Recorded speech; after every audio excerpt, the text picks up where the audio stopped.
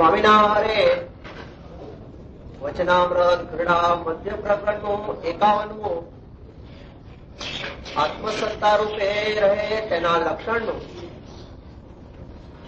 સ્વામિનારે સંવત 1880 ના ચૈત્રવદી 9મી દિવસ સ્વામી શ્રી સહજાનંદજી મહારાજ શ્રી ગઢડા મધ્યે દાદા ખાચરના દરબારમાં દક્ષિણાદે દ્વાર ઓરડાની ઓસરીએ ઢોલિયા ઉપર ગાદી તક્યા નંખાવીને બિરાજમાન હતા ને પોતાના મુખાર મુનિ તથા દેશ દેશના હરિભક્તની સભા ભરાઈને બેઠી હતી. પછી શ્રીજી મહારાજે પરમહંસને પ્રશ્ન પૂછ્યો છે, કોઈક સમયમાં તો જે સુષુપ્તિમાં જાય છે ત્યારે અતિશય સુખ થાય છે અને કોઈક સમયમાં તો સુષુપ્તિમાં જાય છે તો પણ ઉદ્વેગ મળતો નથી. તેનું શું કારણ છે? એ પ્રશ્ન છે. આ પ્રશ્ન મહારાજ કહે છે ક્યારેક જીવ સુસુપ્ત એટલે ઊંઘમાં ઉદ્વેગ આવે, સપના આવે છે ને, ધમાલ ના આવે, વાઘ્યા કાપતા ના આવે, વાઘ વગ ના આવે, હેરું ના આવે, પાણીમાં ડૂબ્યા ના આવે, કેટલાય આવે તો આખી ઊંઘ ના આવે, શાંતિ નહીં, છૂટ નહીં. એ સપનામાં ઉપાધિ થયા. અને કોઈ વખત એવી ઊંઘ આવી જાય શું આપણે શાંતિ સુખ થઈ જાય, સમાધિ જેવું. આવું એનું કારણ શું છે? એ મહારાજ પ્રશ્ન શું કહેતો. પછી મોટા મોટા સંત હતા, તેમણે પ્રશ્નનો સમાધાન કરવા માંડ્યો, પણ યથાર્થ સમાધાન થયું નહીં. પછી શ્રીજી મહારાજ બોલ્યા છે, એ તો રજોગુણનું બળ વૃદ્ધિ પામી જાય છે. તે સુષુપ્તિમાં પણ તમો ગુણ ભેળો રજોગુણનો વિક્ષેપ રહે છે. માટે સુષુપ્તિમાં પણ અશુભ રહે છે. માટે ગુણનો સંગ જ્યાં સુધી રહે ત્યાં સુધી કોઈ જીવ સુખ્યો રહે નહીં. આ મહારાજને કહેવાનું કે જ્યાં સુધી ગુણનો સંબંધ છે ત્યાં સુધી કોઈ જીવને સુખ નથી. ગુણ શું છે? રજો ગુણ, તમો ગુણ, સત્વ. આ ત્રણ ગુણી માયા છે અને માયાના ગુણ છે. અને માયાનો ગુણનો લેશ હોય ત્યાં સુધી કોઈ જીવને સુખ થાય નહીં. એમાં તમો ગુણ છે એ વધારે ઉદ્વેગ કરે અને તમો ગુણ છે બહુ સાથે આ જીવને અધોગતિ થાય. તમો ગુણ છે કામ, ક્રોધ, લોભ, મોહ, મત્સર, ઈર્ષા, દ્વેષ, વેર, ઝેર, આ બધા તમો ગુણના ભાવો છે.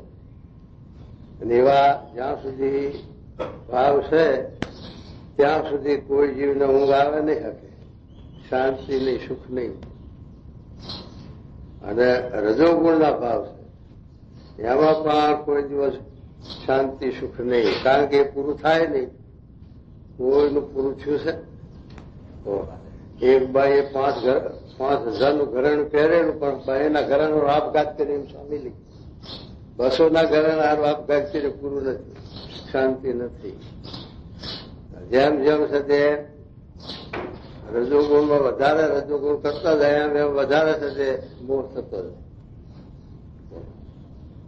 5-25 રૂપિયા વારનું ગુણ પહેરતો હોય એને 50-60 વારનું પહેરવાનું મન થાય, પણ 20 રૂપિયાના વારનું પહેરવાનું મન ન થાય, કારણ કે એની અંદર મોહ વધતો જાય, ઘટે નહીં. જેમ જેમ તમે મારા કે સ્વાદ કરીએ તો સ્વાદ ઓછો થાય, એમ હથિયાર થાય ક્રોધ ઓછો થાય. એમ જે છે તે મારા જે રજોગુણના ભાવ છે, લાખ રૂપિયાનું ફર્નિચર વસાવો તો પૂરું નહીં થાય ઘરમાં. તો એને કરીને શાંતિ નથી, સુખ નથી. અને સત્વગુણ છે એમાં શાંતિ સુખ ખરું, પણ એમાં પણ અહમ છે, એમાં પણ દુઃખ છે, બંધન છે.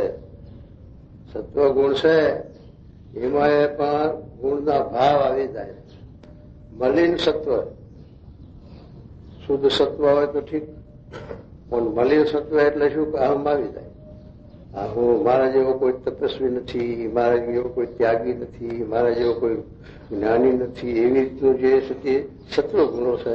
છતાં પણ એની અંદર અહમ રહેલું, વૈરાગમાં અહમ રહેલું છે.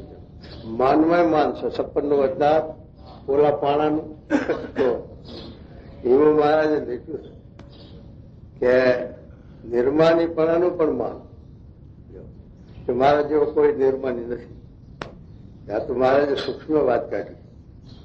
બહુ છે આ તો દૂધમાંથી પોરા કાઢ્યા, પાણીમાં પોરા હોય પણ દૂધમાંથી કાઢ્યા, એવી સૂક્ષ્મ વાત મહારાજ. નિર્માનીપણ. બીજું શું લખ્યું? ભગવાન પોતાનો વશ વર્તાવ, સ્વામી પોતાનો વશ વર્તાવ, સ્વામી પોતાનું કાર્ય પોતાનું આજ્ઞા પ્રમાણ કરતા હોય. એનો કાંટો છે.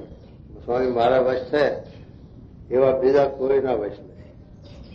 સ્વામી મારા ઉપર રાજ્ય છે એવા કોઈના ઉપર નથી. આ પણ એક જાતનો અહમ, આ એક જાતનું બંધન, એક જાતનું વિગત. આવી રીતના જે ગુણના ભાવ છે, એટલે મારા કે ત્યાં સુધી કોઈ જીવ સુખ પામતો નથી, કોઈ સુખ્યો થતો ગુણના ભાવ. મહારાજે લખ્યું વચના કે શંકર ભગવાન અને નારદ એના જેવા આત્મારૂપ તો કોઈ વર્તી શકે એવું લખ્યું છે. જેવા આત્મસત્તારૂપ શિવ અને નારદ વર્તે છે એવું કોઈ વર્તતું નહીં. છતાં પણ સદે ભગવાનની આજ્ઞામાં ફેર પડ્યો.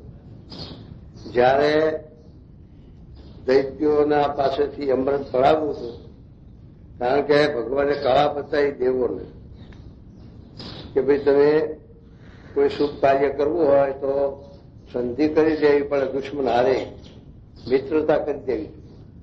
આપણે કોઈ શુભ કાર્ય કરવું હોય તો દુશ્મન હોયના સાથે મળી જવું પડે પેલું, ત્યારે કામ આપણું સિદ્ધ થાય. એટલે ભગવાને દેવોને સમજાયા તમે દાનવોને મળી લાવો અને એની સાથે સંધિ કરી દો અને પછી સમુદ્ર મંથન કરો અને એમાંથી અમૃત નીકળે. એ અમૃત છે તે તમારે પીવાનું. તો તમે અમૃત થઈ જાઓ તો આ દાનવોનો ભય મટી જાય. દાનવો તમને હેરાન કરે છે, મારે છે, દુઃખી કરે છે, એ ભય તમને ટળે. એ પછી બલિરાજાને મળી અને સંધિ કરી અને સમુદ્ર મંથન ઊભું કર્યું. એમાં ડગલે ડગલે ભગવાનની તો જરૂર પડે જ છે. ભગવાન એના કામ આવતું હતું. પણ એ જયારે થશે દેવોને ભગવાને જઈ થશે પેલું મોઢું પકડ્યું દેવો દાનવોને બહુ પમાડવા કે ના અમે એવા થશે પૂંછડા નહીં જઈએ, અમે મોઢું પકડીશું. ભગવાન કે એટલું જ ખરાબ મારા ભગવાનના મનમાં શું કહે? હાથના ઝેરથી, હાથના ફૂંપાથી, હાથની અગ્નિથી શરીર કારા મળી જાય. એટલા માટે મોઢું પકડાયું પેલા દાનવો અને પૂંછડું પકડ્યું ભગવાન અને દેવોએ. વાસંગી નાગનું સમુદ્ર મંથન કરવાનું. એમાંથી પછી આ બધી વસ્તુઓ નીકળી. એમાં પહેલું ઝેર નીકળ્યું. તો હવે ઝેર તો તે કોના ઉપયોગમાં આવે? પણ એ શંકર ભગવાને દયા કરી, કૃપા કરી, ભગવાનને સૌને પ્રાર્થના કરી કે તમે આ પતાવી શકશો, બીજાનું ગતું નથી. પછી ભગવાને કંઠમાં એને બચાવ્યું, પેટમાં તો ના ઉતાર્યું. એટલે નીલકંઠ કહેવાય. ઝેરનો રંગ લીલો થઈ જાય એટલે નીલકંઠ ભગવાન, શંકર ભગવાન. એ ઝેર એમને પતાવ્યું. પણ પેલું અમૃત નીકળ્યું મારા દાનવોએ જોટાયું. દેવોને ભાગ ના આવવા. પછી ભગવાન કે હવે અમને આ દાનવો પાસે લેવું કેમ? એટલે ભગવાને પછી આ મોહની સ્વરૂપ ધર્યું છે અને શ્રીનું રૂપ ધરીને મોહ કમાડ્યો દાનવોને. એટલે દાનવો એના વશ થઈ ગયા. દાનવોને બાજુ પેલો કે તું પીવું, પેલો પીવું, હું પેલો પીવું ની બાજ્યા પાછા. એમાં રાગ તો ના હોય ને. આસુરી માયા ક્યાંથી રાગ હોય સંપૂર્ણ? તો પછી ઝઘડતા હતા. ભગવાન આયા મોહની રૂપે. બધા એને પછી ઘરો હું અમારે વેચી દે, આ બધા નહીં રાગમાં આવે. એ ઘરો લઈ લીધો ભગવાન. પછી કે જુઓ મારી ઈચ્છા પ્રમાણે વહેંચીશ ને કરીશ, પછી તમે જાણો. પછી તો પેલા મોહ પામેલા એટલે કે ના તમે કરો બસ એમાં થઈ ગયું. આમને જ ભારે, મોહનીને જ ભારે, બીજા કોઈ જ ભારે. આવું કરી દીધું. પછી છેદે દેવોની પંક્તિ પાડી, દાનવ છે તો દાનવ સમજી ગયા કે કઈક કપટ થશે. પણ એ ભગવાને અમૃત પાવા મળ્યું, દેવોની પેલો રાહુ ઉચમાં કરી મારો. પછી ખબર પડી, માથું ઉઠાવ્યું, પણ આવી ગયું અમૃત થોડુંક ભાઈ. એટલા ગણ વખતે નાડા છે સૂર્યચંદ્ર, એ રાહુ. અને પછી શંકર ભગવાનને પણ આ લત લાગી કે તમે દાનવોને મોહ ભમાડવા જે મોહની સ્વરૂપ ધર્યું હતું એ મને દર્શન કરાવો.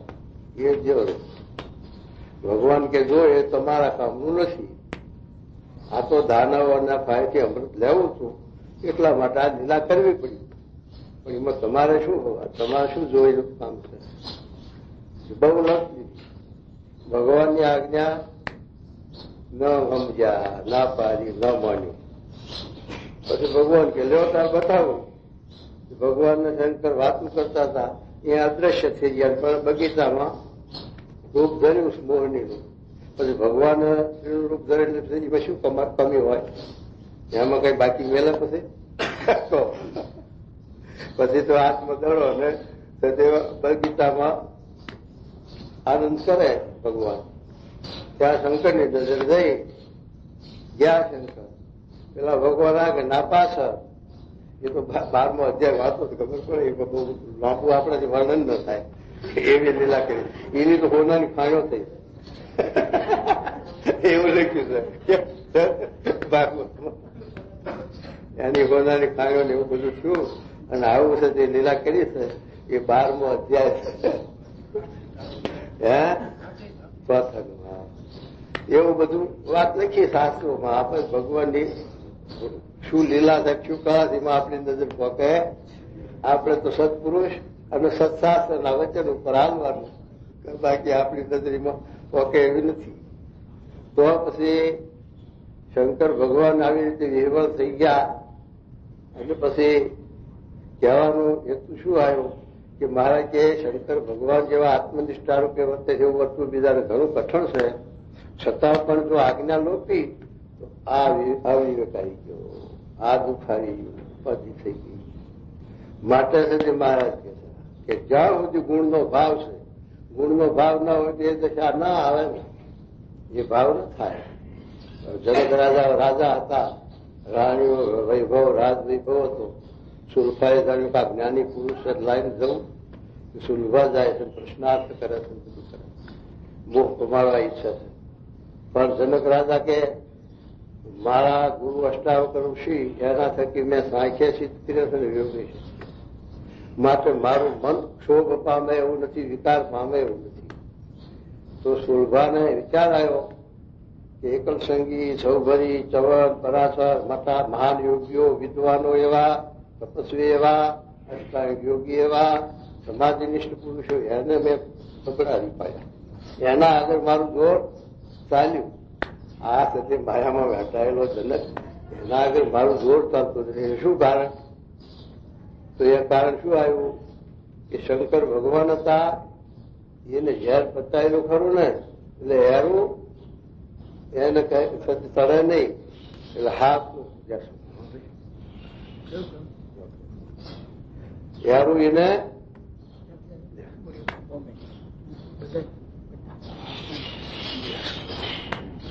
પણ કરે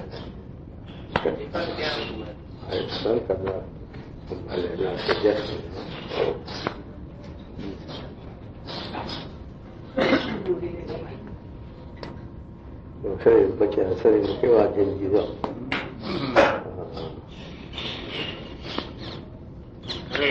આખી જિંદગી લેવાની આવું છે. કયા કર્મ છોડ પ્રભુ, કયા કર્મ છોડ ભગવાન. તે ત્રણ કાળનું જાણે, ભૂત ભવિષ્ય વર્તમાન. આપણે એકલું વર્તમાનનું જાણીએ છીએ. આમ કેમ કર્યું ભગવાન, કેમ આવો અન્યાય કર્યો, અને શું કેમ દુઃખ દીધું, એટલે આપણે વર્તમાનનું જાણીએ, પણ એ ભવિષ્યનું નથી જાણતું, અથવા તો ભૂતકાળનું નહીં જાણતા. પણ એ ભગવાન તો એ કાળનું જાણે છે, એટલે આ માણસને કર્મફળ આપે છે. એની આપણને ખબર નહીં. પેલા કૃષ્ણ ભગવાનના અર્જુન નીકળ્યા અને મચ્છીમારના ઘરમાં લાખો રૂપિયા રહે, મોટરો, બંગલા, મહેલો, બધી સાહેબી જોઈને અર્જુન કહે, ભગવાન તમે તો કઈ આવો, તમારે ઘેર આવો કેવો અન્યાય, આવો પાપી જીવ મચ્છીમાર, એના આવી સાહેબી આવું શું? ભગવાન કે ભાઈ હોય તો ભગવાન કે અત્યારે અર્જુનને વાત કરીશ તો સમજાશે. પણ એ પછી વખત જવા દીધો. ઘણો વખત થયો ત્યારે બહાર નીકળ્યા ફરવા જંગલ. ત્યાં એક બાવળનું ઝાડનું ઠૂંઠું, એમાં પેલો હાથી ભરાઈ ગયો અને મોટું જનાવર અને ઠૂંઠું ભરાઈ ગયું એટલે બહાર નીકળી નાખી ગયો. પછી બિચારો ભૂખે તરશે ને પછી પેલું વાગેલું નીચે હળવા મળ્યું. પછી તો એટલા જીવાત પડ્યા આખા શરીરમાં, લાખો કરોડો જીવાત, અને રાડ્યો પાડા હાથી અને બોકા હારે ભૂખો તરશો ને દુખલો. એમાં કૃષ્ણ ભગવાન અર્જુન નીકળ્યો. અર્જુન કે તમે દયાળુ કહેવાઓ, આ શું આટલું બધી ત્રાસ ક્યાં જોયો જાય, કેમ તમે કેમ આવો છો ત્યાં જાય? ભગવાન પછી સમજાવે કે એમાં હું કઈ કરતો નથી. જો આ જે હાથી છે એ પેલો મચ્છી મારો એ હાથી છે, અને એને જેટલા માછલાઓના જીવ લીધા છે એ બધા ઈયો નથી છે. અત્યારે એને ફોલે છે, અમે એને કરીશું. માટે હવના કર્મ પ્રમાણે હવ ભોગવે છે, કર્મ ફજાતા હોય. માટે હું કરતા થતા કરતા એમાં કહેવાય, મારો એમાં વાક જરાય નથી. આ તો જીવ હવ ના કર્યા હવ ભોગવે છે. એમાં જો ભગવાનને સત્પુરુષનો આશરો કરે તો હુરીનું કાંટે મટાડે એટલી દયા કરીશ ભગવાન. કે હુરી જો આવવાની હોય તો તમે ભગવાન ભજો, ભગવાનનો આશરો કરો તો તમને કાંટેથી બતાવે. એવું મહારાજે વચનાત્મક દ્રષ્ટાંત પણ આપ્યું. એટલે એ સાથે શંકર ભગવાને ભગવાનની આજ્ઞા ન લોપી એને સાથે લઈને આ આવરણ ગુણનો ભાવ વર્ત્યો. એટલે મહારાજ એમ કહે છે કે જ્યાં સુધી ગુણનો ભાવ હોય ત્યાં સુધી કોઈ જીવને શાંતિ નથી. એમાં નારદજીનું દર્શન છે. નારદજી તો ભગવાનનું સ્વરૂપ છે અને બ્રહ્માના પુત્ર છે અને સર્વ શક્તિશાળી સિદ્ધિ એવી છે કે ગૌલોકમાં જાય, વૈકુંઠમાં જાય, શ્વેતદીપમાં જાય, બંદિકાશ્રમમાં જાય, દરેક ધામમાં દેવલોકમાં બધે એની ગતિ. આવા સિદ્ધ હતા. હવે એવા સિદ્ધ હતા પણ એમનું દર્શન બે ચાર છે. એક તો શિવ પુરાણમાં પણ આપ્યું, એક સત્ય તુલસીક રામાયણમાં આપ્યું, બાળકાંડમાં.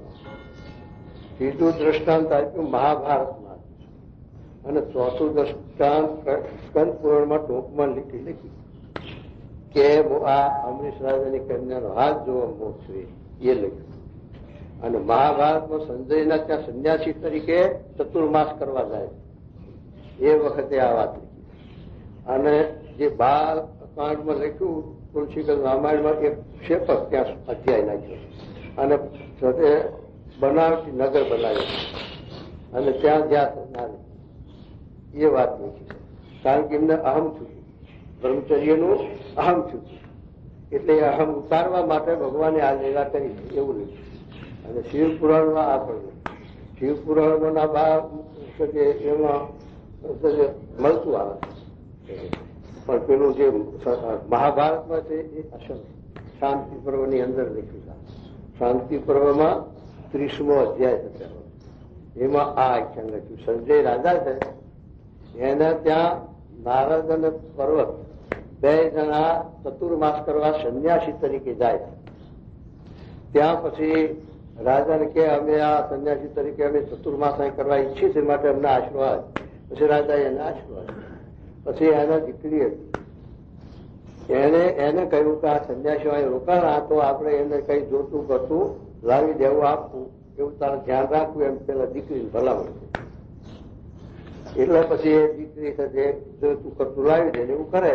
પણ નારદ ને પર્વતે બે શરત કરી કે તને જો કઈક સંકલ્પ થાય કોઈ વાત નો તો મને વાત કરી, તને મને થાય તું તને વાત, આવી શરત કરી.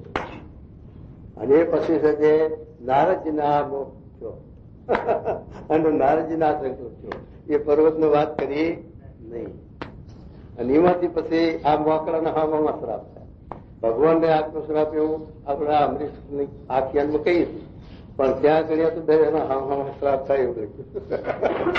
અને પછી તે નારદજીને આ આવરણ આવ્યું, આ વિઘ્ન આવ્યું એ લખ્યું. તો ભગવાનની આજ્ઞા છે કે સંન્યાસી હોય, ત્યાગી હોય, એને અષ્ટ પ્રકારે શ્રીનો ત્યાગ રાખવો. અને એવો કોઈ પુરુષ નથી એક નરનારાયણ ઋષિ વિના કે જે એનો જોગ રાખવાથી નિર્વિકાર રહી શકે એવું મહારાજે લખ્યું. માટે જેટલી આજ્ઞા લોપ એટલો કોપ. આજ્ઞા લોપ એટલું દુઃખ આવે તો નારદજીને એ આવરણ આવ્યું, દુઃખ આવ્યું અને આ સાથે વાત બની. એવા આ પુરાણોમાં આ દાખલા મહારાજ મૂકી ગયા, આપી ગયા છે. એવું જેને જેને ભગવાનની મોટા પુરુષની આજ્ઞા લોપી છે એ ગમે તેટલા મોટા હતા તો પણ એમના આવરણ આયા દુખાય. અને આ શ્રીજી મહારાજે શિક્ષાપત્રીમાં લખ્યું, શાસ્ત્રમાં લખ્યું કે ધણીને પૂછ્યા વિના ઉતારો ન કરવો. કોઈ પણ જગ્યામાં ધણીને પૂછ્યા વગર ઉતારો ન કરવો. એમાં મહારાજને આમ ધોલેવા તરફ જાય છે.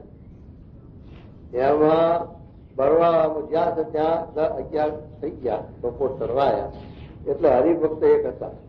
એને કહ્યું કે મહારાજ ટાઈમ થવા હશે માટે કઈ ખીચડી જમીન પછી આગળ જાઓ જવું. મારે કે ભલે. તો હવે ઉતારો એ હરિભક્તનો મોટો ભય હતો, એનું ધ્યાન હતું. એમાં ઉતારો હતો. હવે પેલા પૂછવા ના જાય, એના પેલા બીજા એમ કે આપણા ભાઈનું છે ધ્યાન એનું પૂછવાનું. પણ ભાઈ બે ભાઈનો મેળ ના હોય ને ભાઈ, આ દુનિયાનો રાગ એવો. તો પછી પેલા મહારાજે ઉતારો આપ્યો મોટા ભાઈના ડેલામાં અને મહારાજ મહારાજ કરવા ખીચડીનું સગવડ કરી અને સાધન કર્યું. ત્યાં પેલો મોટો ભાઈ આવ્યો. કોને આ ડેલું ઉગાડ્યું? ગમે છે. ક્યાંથી આવો? ક્યાં ઉગાડ્યું? પૂછ્યા કોને પૂછે? ત્યાં તમારો ભાઈ અમને ઉતારો આપ્યો. મારો ભેગો આવી શું છે? નીકળો બાર. થાય મહારાજ વિચારવા પડી ગયા. મહારાજે ઉતારા ઉપાડ્યા. બધા સંતો મહારાજ અને નીકળ્યા. ત્યાંનું ખાલી કરીને વાંકી દીધું પેલા. મહારાજને કે હાલો તારે આપણે આગળ પછી નાવડે જાય. નાવડામાં જઈને ખીચડી ખાધી. 4 વાગી ગયા. ખીચડી ત્યાં પહોંચતા ખીચડી થતા તૈયાર થતા 3-4 વાગી ગયા.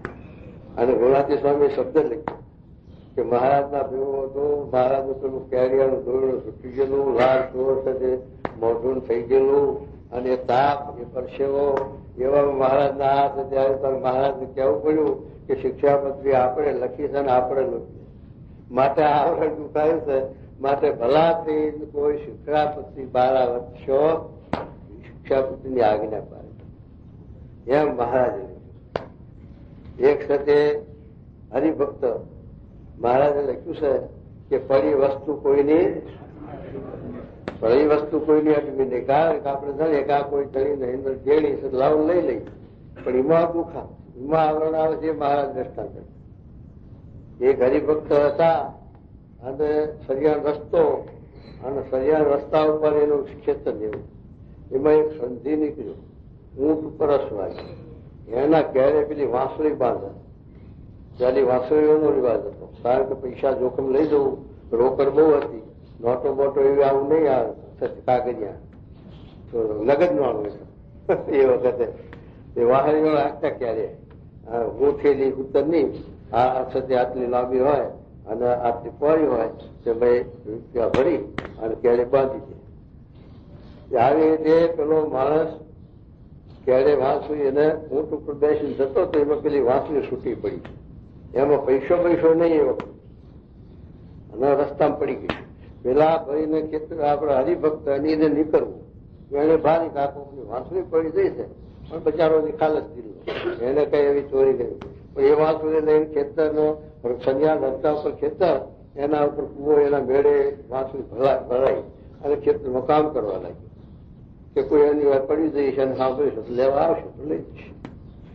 પણ પછી પેલો સંજી થોડા દૂર ગયો, પછી એને સાંભળ્યું મારી વાંસળી પડી, પછી પાછો વાળા હું અને પૂછતો જોતો આવે ત્યાં પેલા ખેડૂતને પૂછતો કે આ મેં ભરાય છે રસ્તામાં પડી હતી તે આપની હોય તો ઓળખી ગયું. પેલો તો સમજી આસુરી જીવ એ કઈ નીતિવાળો હતો આના જેવો, આ તો હરિભક્ત હતા. પણ પેલા વાંસળી તો લીધી ગળે પણ કે આની અંદર પૈસા હતા 200 રૂપિયા કે ભાઈ આ તો એ પડી હતી એવી મેં તો લઈને મેલી છે, મેં કઈ પૈસો ભાવે કે ના તે કાઢી લીધા તો લાય પૈસા ન કે હું ગામમાં ફજત કરું કેસ કરું. હવે વાંસળીનો નમૂનો હાથે આવ્યો છે એટલે જો જવાબદારી તો સાહેબ મુદ્દો હાથે આવ્યો છે ક્યાં જવું? 200 રૂપિયા આપવા પડ્યા વગણવા કે વગણવું ને એ વસ્તી પડેલી રસ્તામાંથી લીધેલી વસ્તુ એને દંડ ભરવો પડ્યો. આવું આવરણ આવે સાથી આવે આજ્ઞા લોકતામાં. આજ્ઞા લોપી મહારાજ કહ્યું છે કે પડી વસ્તુ કોઈની હાથ ન જાવે. તો અત્યારે તો કેવું છે, પડી વસ્તુ કોઈની નીચે મૂકે ના રાજ નીચે ના મૂકે, ઉપાડે ગમે તેની હોય ભગવાનની હોય તો એવું થયું. એ આજ્ઞામાં આવું દુઃખ. આજ્ઞામાં તો શંકર ભગવાન એમ થયું પણ પાર્વતીએ આજ્ઞા ન પાડી શંકરજી તો અગ્નિમાં બળી મરવું પડ્યું અને દુઃખ આવ્યું.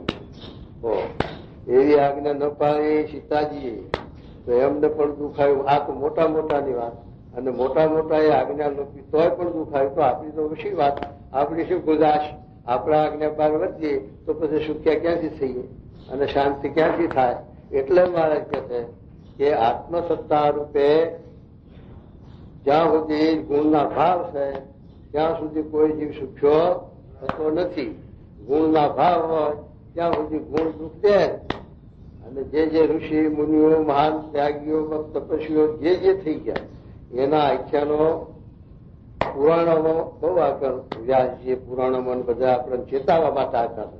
એમના અવગુણ ગાવા આપ્યા નથી પણ આપણને ચેતાવવા માટે આપ્યા કે જો આવા મોટા હતા એને પણ જો આજ્ઞા લોપી છે તો આવા આવરણ આવ્યા છે, દુઃખ આવ્યું છે, વિઘન આવ્યું છે, તો ભલા થઈને ભગવાનની શાસ્ત્રની વેદની મર્યાદામાં રહી અને પછી તમે જે આ વ્યવહાર કરજો તો તમને કોઈ આવરણ આવશે નહીં, દુઃખ આવશે નહીં. અમારા અહીંયા તુરખા ગામ છે, આ તુરખા અને હરિભક્ત આવે છે એમાં આપણો હરિભક્ત ચુસ્ત પણ જૂના મંદિરના છે અને છે લેવા પાટીદાર. ત્યાં સત્સંગ કેવો છે તુરખામાં? કડવા પાટીદાર છે જૂના સંપ્રદાયના અને લેવા પાટીદાર આપણા નવામાં ભરેલા સત્સંગમાં. એમાં એક લેવા પાટીદાર એ જૂના સંપ્રદાયમાં રહે. એને એક છોકરો વાંઝિયા બારનો 20-25 વર્ષનો છોકરો પણ એકનો એક. બધા એ મહારાજજીના જે મંદિરમાં રોજ આવે મંદિરમાં કીર્તન ગાય કરે પ્રભુ સંગાતે તડપી ચડી રે હૈયાના ફૂટ્યા એવા કીર્તનો બધા મહારાજને પહેર્યો ગાય બધું. છતાં પણ ગુણનો ભાવ છે, સ્વભાવ છે, દોષ છે જીવ. ત્યાં સુધી સુખ આવે? કોકના ઘરમાં ગયું મોતું કાપી નાખ્યું, આ તાજો દાખલો. જ્યાં બાર નો હતો દંકોત કાઢ્યું પણ ગુણ હતો તો આ મૂર્તિ માનવા પરોક્ષની નહીં તો જોઈ જાણી જોવા આ ગુણના ભાવનું આ પરિણામ છે. આવા સ્વભાવ છે, આવા દોષ છે, ગુણ છે. ત્યાં સુધી મહારાજ કે આંખમાં કણું પડ્યું હોય તો શેર બશેર તો હોય ને ઊંઘ આવે? ઊંઘ ના બધે એક કણું જરાક હોય તરણું પણ ખટકે એવું કે ઊંઘ ના આવે. પાણીનો ભાગની તરણ પેલો કાઢનાર બને ને એક અણુ કાઢી નાખે કણું આંખમાંથી પછી બધા દાડાની ભૂખ કાઢે ઊંઘી જાય આખી રાત. એટલું કોણું પૂછ્યું તો આ તો ધાલોડિયા વાગ્યા. લોભના, સ્વાદના, કામના, માનના, ઈર્ષાના હે તો ઊંઘવા દે છે, હક લેવા દે છે, શાંતિ લેવા દે છે, નહીં લેવા દેવા. પેલા એટલું આંખમાં કણું પૂછાય તો પગમાં બોરડીની પાલર વાગી હોય તો કેવડી મોટી હોય પણ કેટલી ખટકે ઊંઘ આવે. પણ એ જયારે પેલા જઈને કઢાવીએ ને આમ ત્યારે ઊંઘ આવી જાય, શાંતિ થઈ જાય. એમ આપણામાં તે પડ્યું સમય ફાલોરિયા ખુશી ભાગી જાય. તે મહારાજે શૈલાનું 39નું વચનાવલી કે ત્યાં લંકામાં ગયા રામચંદ્રજી ભગવાન લક્ષ્મણજી બેન અને રાવણનો પુત્રમાં બહુ છે માયાવી, કારણ કે અસુર હતો ને એનામાં અસુરી માયા જબરી આકાશમાં ગતિ કરે અને કઈ કે જે છે તે વનસ્પતિથી ઘાસ ઉતરી જાય તરત મટાડો એટલે ઘાસ ઉતરી જાય ગમે તેવો. એવી ઘણી પ્રકારની વનસ્પતિઓ હવે 18 વનસ્પતિ છે એમાં આપણે ઓળખીએ નહીં. કેટલાકને તો લોટાને અડે વનસ્પતિ તો અમારા પિત્તરના ગોળું છે એવી એ વનસ્પતિ, પણ એ કોણ ઓળખે? ઓળખાય નથી. હનુમાનજી જ્યાં ખરા પણ એમને ખબર પડી નહીં એટલે આખો ડુંગર ઉપાડ્યો હતો. વીર પુરુષ ખરા આખો ડુંગરો લીધો. હે તને હનુમાનજી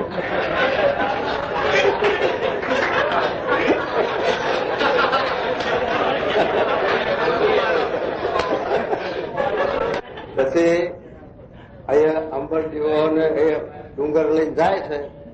ત્યાં હનુમાનજીને મનમાં જરાક અહમ તો આવ્યું. ભગવાનના ભક્ત છે પણ ભાઈ ભગવાનના ભક્તને ગુણનું માન આવી જાય જરાક કે મારા જેવો કોઈ નહીં. તે હનુમાનજીને જરાક ગુણનું માન આવ્યું કે આ હું જો ન હોતા અંબરજીઓ આ લઈ જાત કોણ અને આ રામચંદ્રજી ભગવાનની લક્ષ્મણની રક્ષા છે થાય એવું મનમાં જરાક છે. એમાં ભરતજી મળ્યા મારી માં ના ક્યાં એ થાય. ભરતને શું થયું કે આ કોઈ સાથે રાવણનો રાક્ષસ છે કે રામના સૈન્ય ઉપર આ વિઘન નાખવા જાય છે ડુંગરો લઈ, એટલે એમ જાણીને માર્યું. પણ એ તો પછી હનુમાનજી હેઠા આવ્યા રામ કહીને પીડ્યા. ત્યારે ભરતને ચૂકો આ તો રામનો દૂત છે અને આ તો રામની રક્ષા માટે લઈને જાય છે અને મેં આ વિઘન કીધું આવડે. પછી ભરતજી કહ્યું હનુમાન આ તમારો ડુંગરો તમે બે આ મારા બાણ ઉપર બેસી. એ બાણ ઉપર બેહારી બાણને નાખ્યું. હનુમાનજીને ડુંગરને લઈને બાણ્યું લંકા. તારા હનુમાનજી ઓહો મેં જાણ્યું મારા વગર કોણ કરે પણ મારા શેરના માથે હવા શેરતા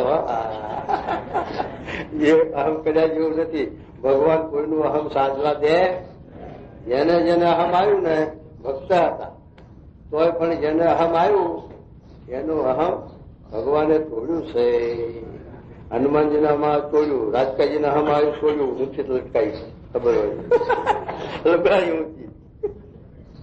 તે અહમ ના રહેવા દે ભગવાન. તો પછી જગતના માયાના જીવનું તો અહમ છે ને ચાલવા દે. ભગવતનું ના ચાલવા દે ને હું કરું મેં કર્યું એમ માનવી મિથ્યા બકે. ઈશની આજ્ઞા વિના પાન પણ હાલી ન શકે. કોઈનું કરતું હોય એ થતું નથી, કોઈનું કર્યું થતું નથી. એ ભગવાનનું જ કર્તવ્ય છે. આ સૃષ્ટિ આ બગીચો ભગવાનનો છે અને આ બગીચો ભગવાનનો છે અને આ બધું ભગવાનમય છે. પણ એમાં પાછું ગુલાબના છોડ છે, મોગરાના છે અને બધા કરેણના છે અને બીજા પેલા જુઈના છે. એમાં ફૂલ ઝાઝા ઝાઝા બધા હોય ને હજારીના એમ બધા પાછો ફેરફાર છે છોડમાં. એક જાતની સુગંધી એક જાતના છોડવા નથી, કાંટાવાળા છોડવા હોય. હા ભાઈ મોરા પર લુગડો તોડે. હા બગીચો તો ભગવાનનો પણ બધું છે.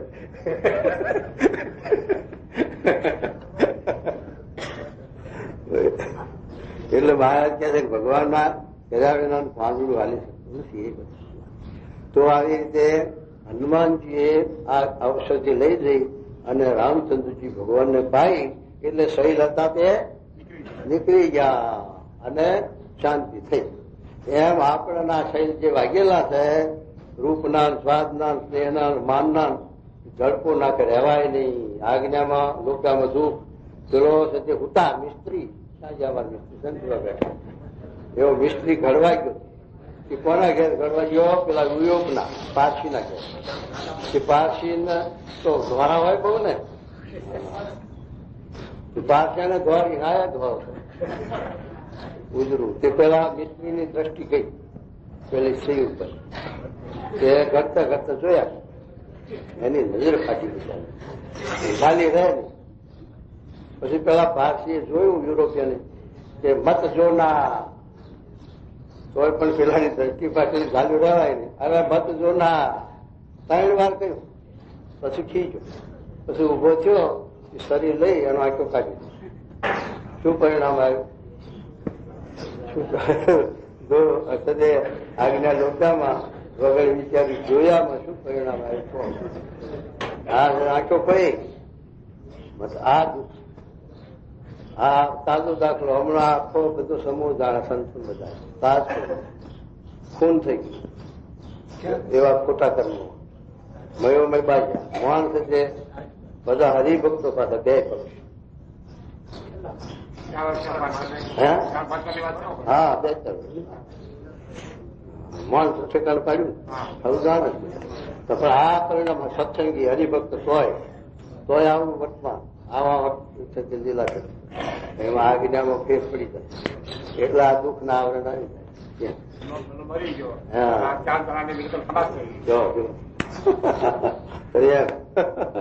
એ આવું છે દુઃખ.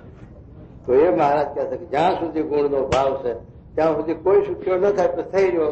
આપણે ગુણના ભાવ હોય ત્યાં સુધી હક લેવાના દે, ઊંચા નતા કરે. માટે ગુણના ભાવ ટાળીને આત્મસત્તા રૂપે રહેવું એમ મહારાજનું હેતુ છે. પણ આત્મસત્તા રૂપે રહ્યું કોણ કહેવાય એ સમજાવે. અરે અને જયારે આત્મસત્તા રૂપે રહે ત્યારે સુખી રહે છે. તારે સુખી રહે છે. પછી મુક્તાનંદ સ્વામીએ પ્રશ્ન પૂછ્યો જે આત્મસત્તા રૂપે રહે એના શા લક્ષણ છે? આ પાછા લક્ષણ જોઈએ આત્મસત્તા રૂપે તો મહારાજ લખ્યું ને કે શિવ બ્રહ્માજી રહેતા હતા આત્મસત્તા રૂપે એવું બીજા એવું કઠણ છે તો એ વિઘન આયા કે ના આયા? તો જળ ભરતજી જેવો આત્મનિષ્ઠ લખ્યો છે કોઈ ને સુખદેવની જળ ભરતના જ્ઞાનીમાં આત્મનિષ્ઠ લખ્યા મહારાજ શાસ્ત્રો કે જળ ભરત અને સુખદેવજી જેવા કોઈ આત્મનિષ્ઠ નથી. છતાં પણ ભરતજીને આત્મસત્તા રૂપ હતા તો આવરણ આવ્યું, વિઘન આવ્યું અને મર્ગનો અવતાર ધરવો પડ્યો. શાથી ધરવો પડ્યો કે આત્મસત્તા રૂપ કેવી આ મહારાજ ક્યાંથી એવી રીતે વર્તા હતા એમ. મહારાજ શું ગમણું કે સાંભળો જુઓ. પછી શ્રીજી મહારાજ બોલ્યા જે શિવ બ્રહ્મા જેવા કોઈ સમર્થ કહેવાય નહીં, એ તો નારદ જેવાના પણ ગુરુ છે. જો શિવ બ્રહ્મા શંકર ભગવાન તો નારદજીના ગુરુ છે એમ કે. અને એ જેવા બ્રહ્મ સ્વરૂપે વર્તે છે તેવું તો બીજાને વર્તવું કઠણ છે. તો પણ દેશ કાળ ક્રિયા સંગ મંત્ર શાસ્ત્ર દીક્ષા અને ધ્યાન એ 8 જો ભૂંડા થયા તો તેને યોગ્ય કરીને એ શિવ બ્રહ્મા જેવાને પણ અંતરમાં અતિશય દુઃખ થયું. અતિશય દુઃખ ભૂંડા થાય એમાં જીવ શું કરે બિચારો? જીવ તો સારો હતો. દેશકાળાથી થયા એમાં શું વાંક? દેશકાળાથી ગુંડા થયા બન્યું એવું નથી. એ જીવનો વાંક છે. દેશકાળાથી ગુંડા નડે નહીં. જો સુધી ભગવાનની આજ્ઞા પાળવાનું કામ હોય તો ભગવાન જરૂર રક્ષા કરે. અને જરૂર સુધી આ તો અત્યારે આપણા આ જુગારનું કહે છે પણ લાખો વર્ષ પહેલા નવરાજા જુગાર લેજો. જુગાર રમવામાં હક કરું ને શાંતિ કરીને રાજ કોઈ પાંડવ ધર્મરાજા જેવા ધર્મરાજા જેના ભેગા ભગવાન છે તોય પણ જુગાર રજા. હવે જુગાર રમ્યા તારે બધું મહારાજ શિક્ષા પછી લખવું પડ્યું કે સ્ત્રીને ન મૂકવી જુગારમાં. સ્ત્રીનું દાન કોઈને દેવું નહીં. સ્ત્રીનું દાન કોઈને ન દેવું. મહારાજ શિક્ષા એટલા સારું લખ્યું આ ત્યાં આવરણ આવ્યું. બધા 5 ભાઈઓ બેઠા હતા અને દ્રૌપદીનો પેલા ચટિયા ઝાલીને વસ્ત્ર ખેંચવા માંડ્યા ત્યારે ઘણા ભીમને જરાક મહિલિકો તો ચટપટી થાય પણ શું કરે બંધનમાં આવી ગયા છે. ધર્મરાજા હારી ગયા બધું એટલે એ વખતે એમનાથી બોલાય એવું નથી. પણ જયારે કુરુક્ષેત્રમાં ભીષ્મ પિતા પવન સૈયા ઉપર સુતા છે અને દુઃખી થાય તે વખત ક્યાં છે કૃષ્ણ ભગવાનને કે આ મને આ સાથી આટલું બધું પાપ કે પોતાના ભગવાનને બાણ તો માર્યા છે ભીષ્મ, અર્જુન નહીં માર્યા છે પણ એ વાત લાવતા નથી ભગવાન. પણ પેલી વાત લાવે કે તમે સભામાં બેઠા હતા ભીષ્મ પિતા કે અને દ્રૌપદી જેવી સતીના ચીર ખેંચાય છે, દુશાસન ખેંચે છે ત્યારે તમે જોઈ રહ્યા છો એ આ પાપ ન રહેશે.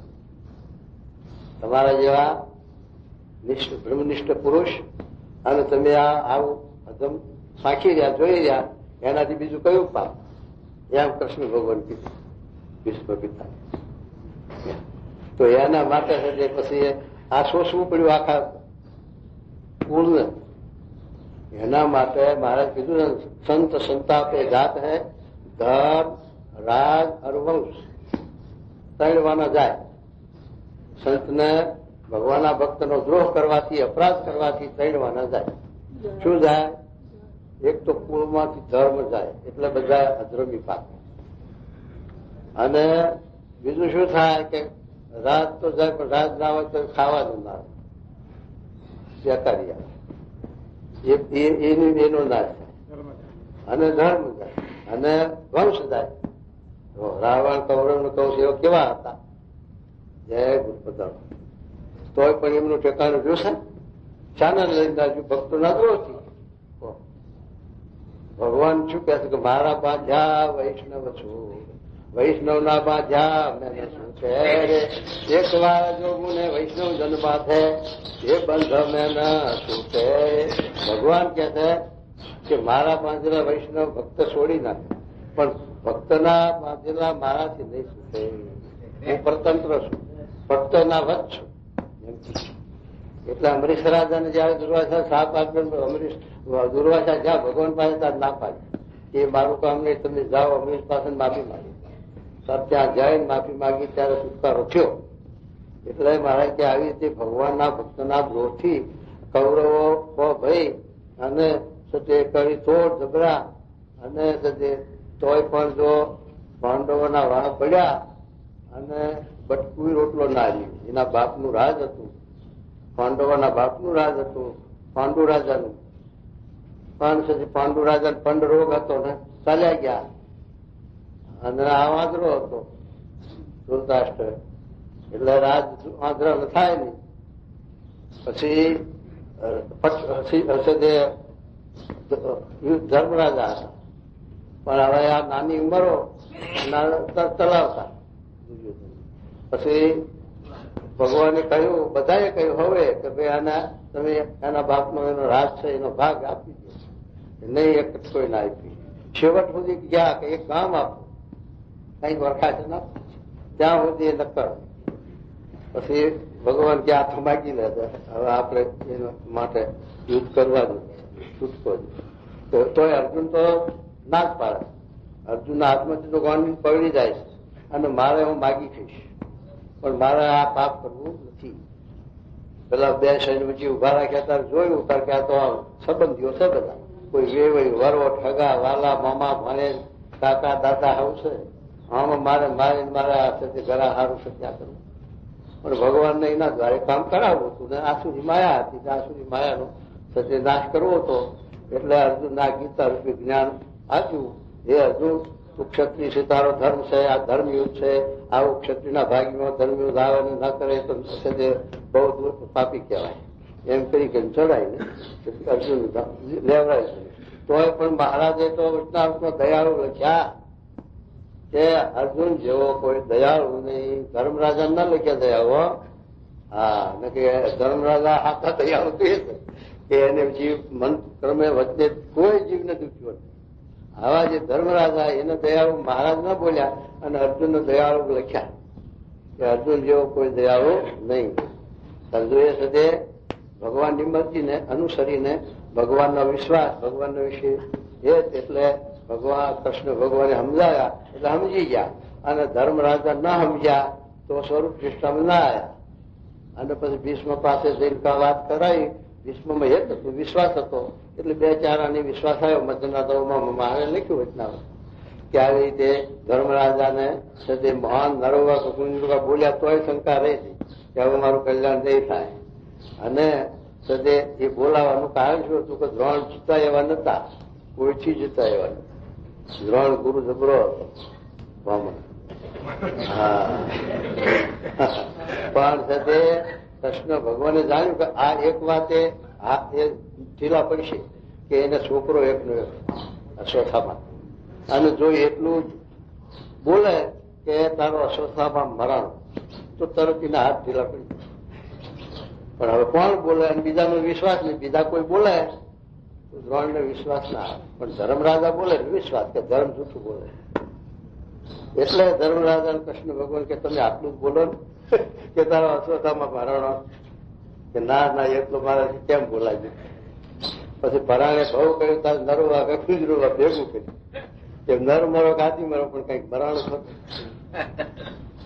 પછી આવી રીતે એ દ્રોણના ઢીલા પાડવા માટે આટલું બોલાવું હતું, પણ તોય ધર્મરાજાને આવા શંકા સંશય રહી ગયો, કારણ કે એમને શાસ્ત્રના વચનનો વિશ્વાસ હતો અને અર્જુનને ભગવાનના વચનનો વિશ્વાસ હતો, કારણ કે શાસ્ત્ર પણ ભગવાને બનાવ્યા છે ને, માટે ભગવાન પ્રધાન, શાસ્ત્ર પ્રધાન ના થવા દેવું. સ્વરૂપ નિષ્ઠા તો થાય, શાસ્ત્ર આડું આવે તોય પણ આપણે બંધન થાય. લખ્યું છે તઈએ રોયાના 5ના વતામાં લખ્યું છે કે શાસ્ત્ર, સત્પુરુષ અને સદવિચાર એ ત્રણની જરૂર છે કે એકે ચાલે. મારે કે ત્રણની જરૂર હતી તો ત્રણે શું શું કામ કરવાનું, કે શાસ્ત્ર છે એ ભગવાનને સત્પુરુષને ઓળખી આપે. ચાણક્યનું 13મું નિશ્ચય શાસ્ત્ર વ્યતીત થાય છે. શાસ્ત્ર વિનાનો જે નિશ્ચય છે એ કલ્પિત નકલ.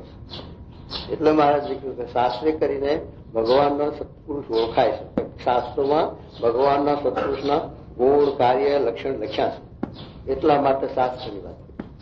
અને પછી સત્પુરુષને ઓળખ્યા પછી શું કરવું, તો કે પછી શાસ્ત્રને એક બાજુ રાખવું. પછી સત્પુરુષ કે એમ કરવું, એની આજ્ઞા એ શાસ્ત્ર, એની અનુવર્તી પાડવી એ શાસ્ત્ર.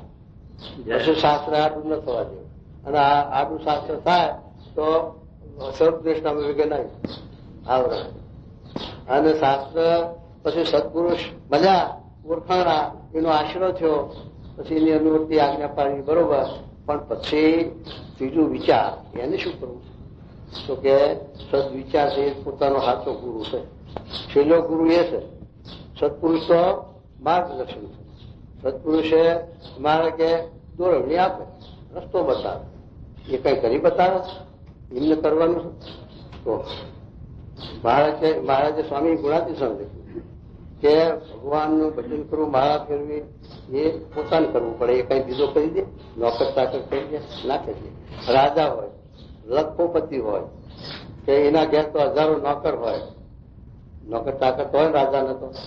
પછી રાજા હુકમ કરે, જા મારા વચ્ચે ખાડે નાવા જઈએ, ચાલે ને? કેમ એને જવું પડે? રાજાને પોતાને જ. અરે આવું તે હોતું છે મારું. જા મારા વખતે ખાઈ લે, ચાલે ને? એ ખાવું નાવું તો રાજાને કરવું જ પડે ને. એ પછી કેમ ચાલે? પણ એકને ચાલ્યું હો શકું નહીં, ભીમને શકું નહીં, કે ખાય ભીમને હગેમાં શકું નહીં. આવું હતું. વગર કીધે ખરેખર સંપત્તિ થઈ ગયો છે, જેવો થઈ ગયો. હા ના એવું દ્રષ્ટાંત નહીં પાછું. કોક ખાઈને કોક ને ભૂખ પણ કઈ રીતે બાપા ભીત બે વાર વાત ધ્યાન. આ તો એક જાતનું મહાન પુરુષનું વર્તન છે ને. વચનમાં એવું નહીં હોય. પૃથ્વી રાજાના કાન વર્તન. હા, પૃથ્વી રાજાને કીધું ને કે 10,000 કાન એટલે 10,000 ફાકા નહીં. એમ કદાચ ભીમ જેટલું ખાય એટલું આ જાદુ જતો હશે, અને એવો રોગ હશે બધા પશો. હા, જેટલું ખા, આને જેટલું ખાવાનો ખોરાક એટલું આને ટાંકી લીક કરવાનો ખોરાક. એમ એમ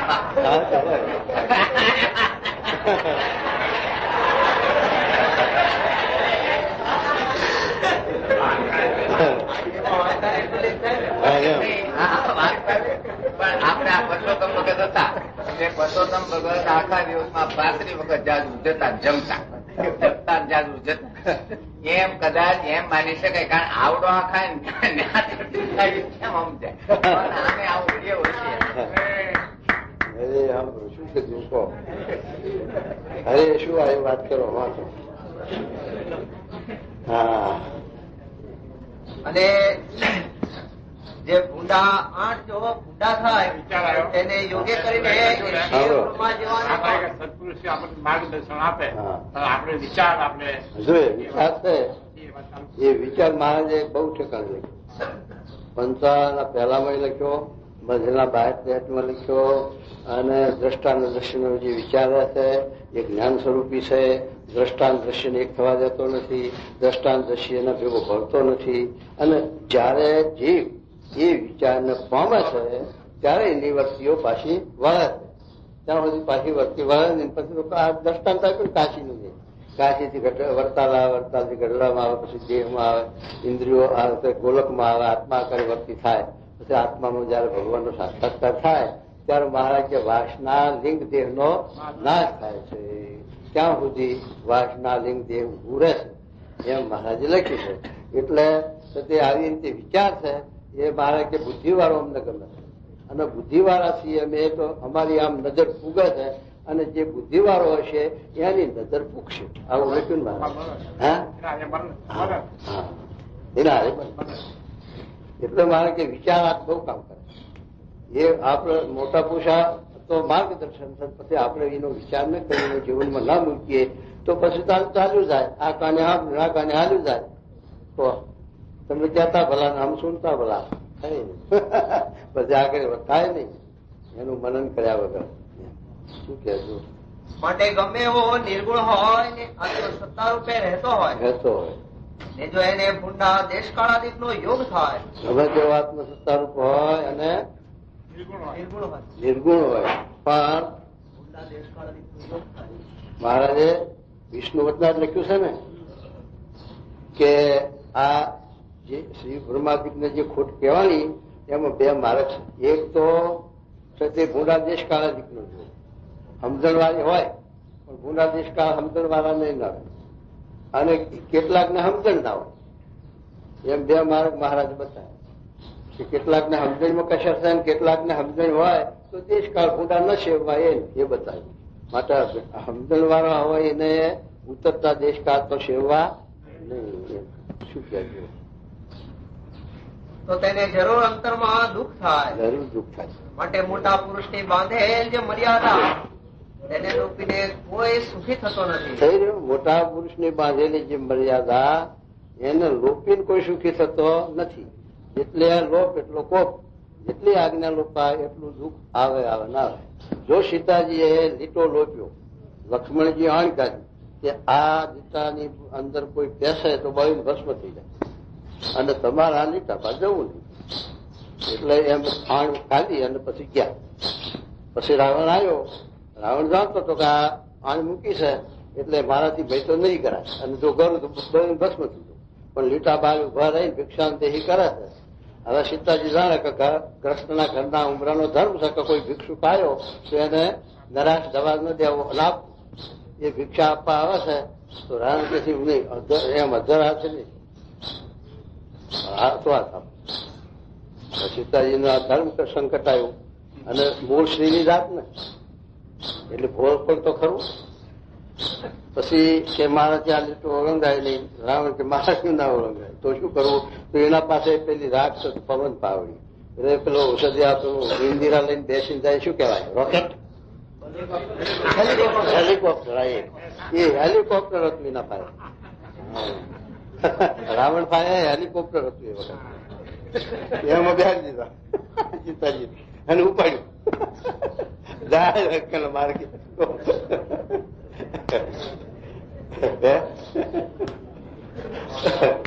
એ પછી આવનાર દુઃખ આવ્યું. પછી જતા હતા. પછી પેલા ઘણા જેવું હતું નાખ્યું પોટલું હેઠે પેલાના આશ્રમમાં પડ્યું રાજમાં અને પછી લંકામાં લઈ ગયો રાવણ. અને પછી રામ લક્ષ્મણ ગોતવા નીકળ્યા ત્યારે પેલા રસ્તામાં ત્યાં આગળ ગયા કારણ કે ભાઈ આકાશમાં કોઈ જતું હતું વનીમાં રામ રામ શબ્દ અવાજ આવતો હતો પણ આ પોટલી નાખી છે. તો પોટલી લઈને લક્ષ્મણજીને બતાવે છે રામ કે આ સીતાજીના છે બીજા કોઈના ઘરાણા જોવો છો કે બધા બતાવે પણ ઓળખ્યા નહીં પણ સાંજર ઓળખ્યા. રામ કે બધું ના ઓળખ્યું આ ક્યાંથી ઓળખ્યા કે માતાજીને હું પગે લાગવા રોજ સવારમાં એક વાર પગે લાગતો ત્યારે મારી દ્રષ્ટિમાં હાજર પડે એટલે બાકીનું મોઢું જોયું 14 વર્ષ નિંદ્રાતજી અને આવી રીતે સંયમ પાડ્યો ત્યારે મહારાજે એને જતીમાં લખ્યા. લક્ષ્મણ જેવો કોઈ જતી નહીં, હનુમાનજી જેવો જતી નહીં. લંકામાં જયારે શોધ કરવા ગયા ત્યારે ઘેર ઘેર સજા આપી બધી સ્ત્રીઓ જોઈ, મંદોદરી હોત ન જોઈ, પુષ્ટ. પછી વિચાર કરેલો છે કે આ સીતાજીનું સ્વરૂપ આવું ના હોય, કારણ કે એના રામનો વિયોગ થાય એટલે દુબળા. એમ બધું જોઈ પછી પાછા વિચાર કરે કે હું જતી છું, બ્રહ્મચારી છું. મેં આ સ્ત્રીઓનો મુખ જોયા, મને દોષ તો નહીં લાગ્યો હોય ને.